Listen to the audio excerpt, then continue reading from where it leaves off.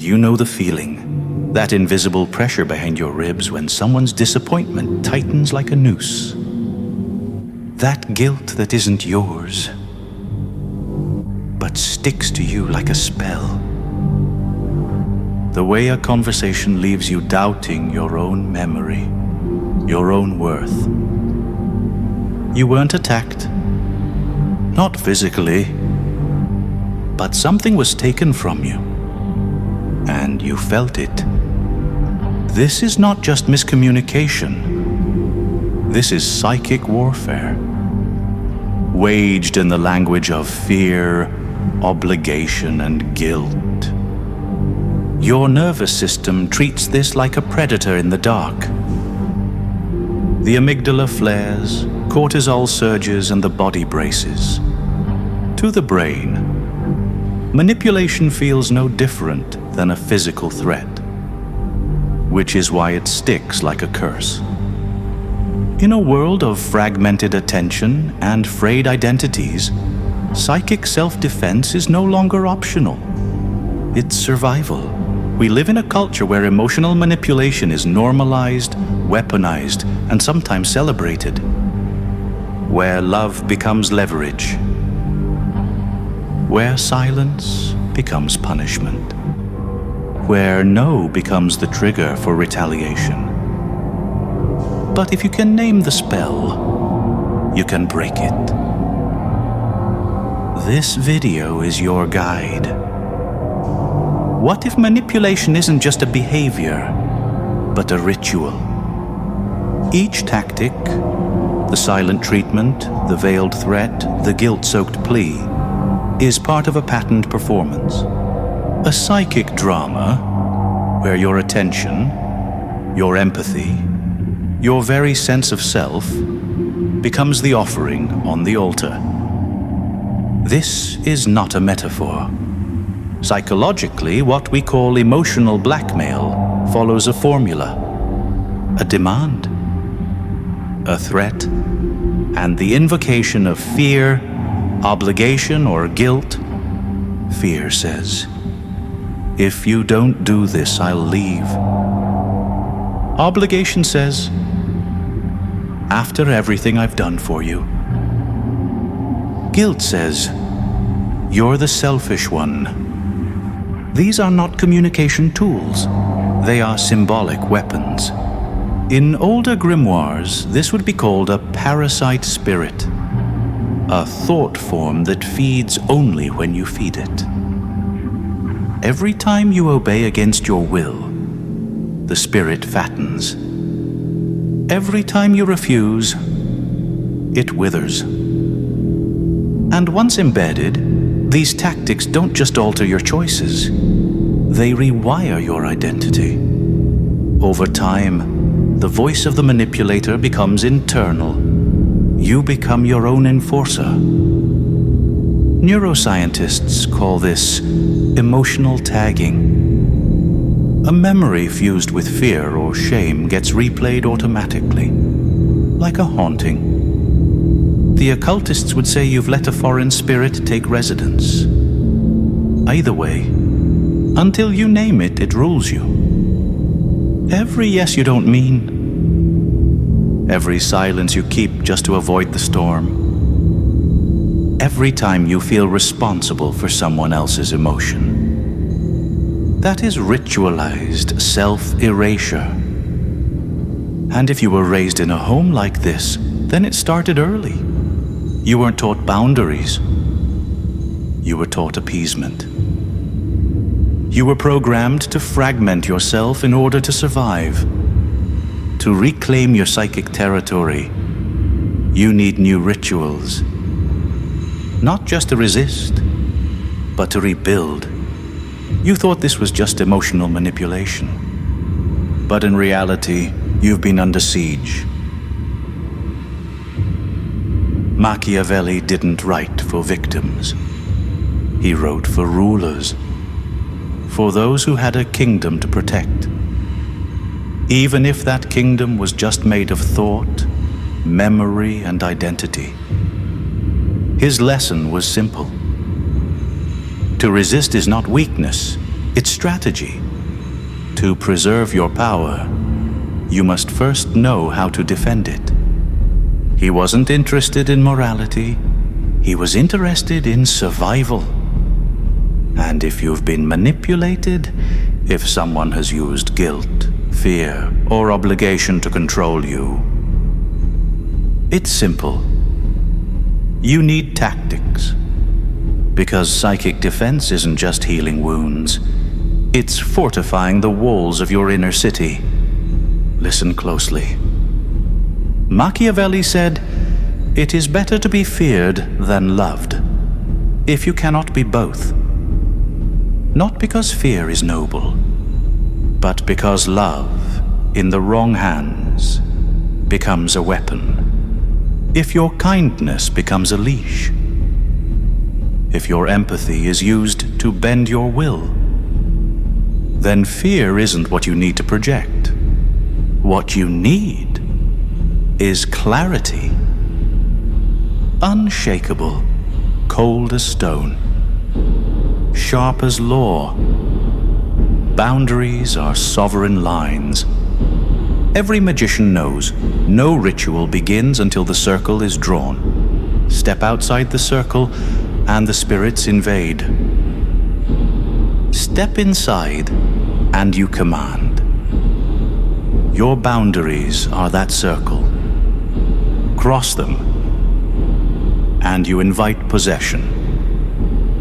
And the sovereign decides who enters and who never returns. Machiavelli also warned, avoid using mercenaries. Armies of others will not protect your rule. Translated, don't outsource your protection. Don't borrow beliefs. Don't beg others to validate your truth. You are not safe when others speak for you. You are safe when you become your own militia, your own general, your own ruler. That means building an inner army, rituals of grounding, daily spells of identity reinforcement. A practiced, sacred no, said without apology, and not just to individuals. He continues, a prince must appear merciful, faithful, humane, but must be willing to act otherwise when needed. To defend your psychic space, you don't have to become cruel, but you must become unreadable. Let them see your light, but do not show your core. Let your kindness be real, but let your boundaries be fire. Finally, Machiavelli says fortune favors the prepared. Victory belongs not to the innocent, but to the ready. So don't wait for the next ambush. Don't hope they'll change. Train for it. Script your responses. Write your values in stone. This is not paranoia. It is preparation. Because when the next manipulation strikes, you won't flinch. You won't fold. You will stand at the gates of your mind, ground, unmoved, whole. You don't have to be shrill to disarm a manipulator. Sometimes the most powerful thing you can do is exhale. Psychologists say dealing with difficult people isn't about control. It's about self-preservation. So here's how you do it. With poise, precision, and power. First, stay calm, even when everything inside is storming. Slow breathing shifts you into parasympathetic dominance. The vagus nerve pulls the storm out of your chest. To a manipulator, that silence looks like stone. But biologically, it's your body refusing to be dragged into their ritual. Your stillness is your fortress. When they rage, you breathe. When they provoke, you pause. Your calm is not weakness, it's defiance. Next, observe without absorbing. Ask yourself, what did they just trigger in me? Label the feeling. Name it. Because the moment you name it, you stop it from owning you. Psychologists call this affect labeling. The simple act of naming an emotion calms the amygdala and restores clarity. Magicians call it binding the spirit by its true name. Once spoken, it loses its grip. You can't be manipulated if you know you're being manipulated. Now use emotional gray rock. Stay blank. No drama, no reaction, just dull. This starves their control. They feed on fire, so give them stone. Then, distance, delay, deny. When they demand the sun, deny interest. When they threaten chaos, delay your reply. When they try to invade, create distance. You don't owe response. You owe yourself peace. Understand this. Most difficult people are walking wounds. Grief, trauma, disorder. That's not your burden, but it helps you see through the fog. Understand it. Don't absorb it. And finally, enforce boundaries like law. Boundaries are geometry. They define your shape. This is not humility. It's mental sovereignty. You don't have to match their storm. Recognize it is within them. Step back. Hold your line.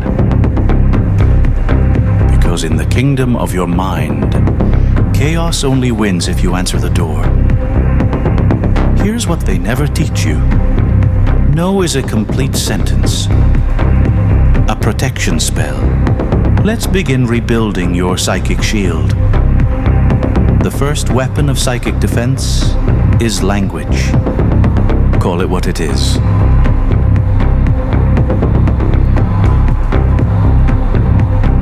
This is a threat. That's guilt. Not love. I don't accept that frame. By naming the manipulation, you break its glamour. What was once invisible becomes visible. And visibility is power. Attention is energy. Energy is fuel. When you engage with a manipulative demand, even in defense, you feed it. So stop explaining yourself to people committed to misunderstanding you. Your boundaries are not debates. They are rituals of protection. They are ways to anchor the self. Manipulation works best on the fragmented, so we ritualize wholeness. Write a boundary as if it were a spell. Speak it aloud. Embody it. Affirmations aren't placebo if you understand their purpose. They are pattern interrupts. Rewrites of the inner script. Your no becomes sacred when spoken from a grounded identity. And that identity must be ritualized daily. Sit in silence and say nothing when the bait comes. Let the storm pass through you. Do not flinch. Because the final ritual is refusal. And that is how you reclaim the temple there is a power they fear, more than your anger, more than your love. It's your clarity. In ceremonial magic, the banishing ritual ends the working. It clears the air, sends the forces away, restores the temple. When you say no and mean it, you are performing the same act, expelling the spirit of manipulation and sealing your psychic space. When you see the patterns, when you say the words, when you feel the charge and still choose to hold the line, that is when the spell unravels. You will be called selfish. You will be accused of cruelty. You may even feel like the villain in someone else's narrative. But remember this: boundaries are not betrayal. They are sacred architecture. And your wholeness was never theirs to decide.